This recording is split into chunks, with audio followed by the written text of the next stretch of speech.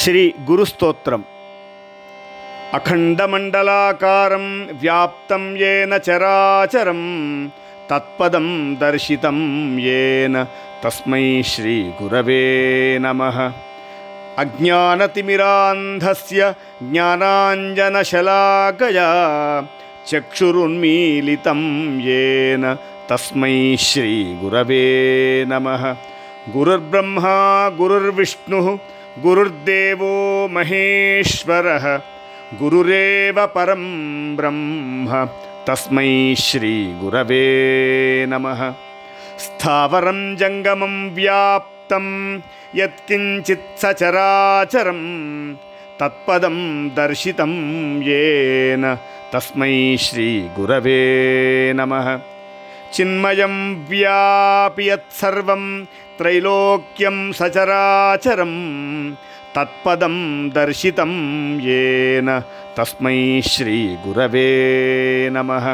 సర్వశ్రుతిశిరోరత్న విరాజిత పదాంబుజః వేదాంతాంబుజ సూర్యో యస్తస్మై శ్రీ గురవే నమః. చైతన్యశాశ్వతశాంతో వ్యోమాతీతో నిరంజనః బిందునాదకలాతీతస్తస్మై శ్రీ గురవే నమః.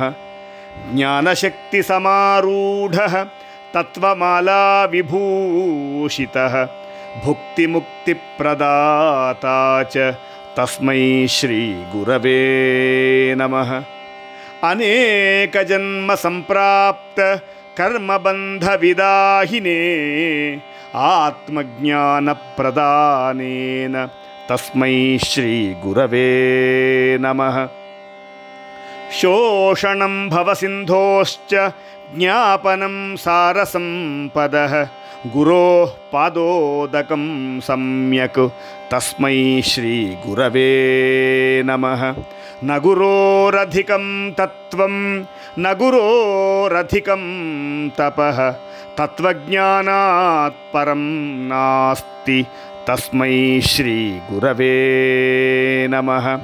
మన్నాథ శ్రీ జగన్నాథః మద్గురు శ్రీ జగద్గురుః మదాత్మా సర్వభూతాత్మా తస్మై శ్రీ గురవే నమః.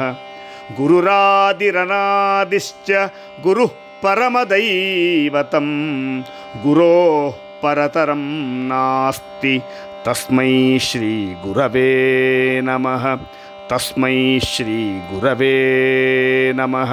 బ్రహ్మానందం పరమసుఖదం కేవలం జ్ఞానమూర్తిం ద్వంద్వాతీతం గగనసదృశం తత్వమస్యాదిలక్ష్యం ఏకన్నిత్యం విమలమచలం సర్వధీ సాక్షిభూతం భావాతీతం త్రిగుణరహితం సద్గురుం తం నమామి.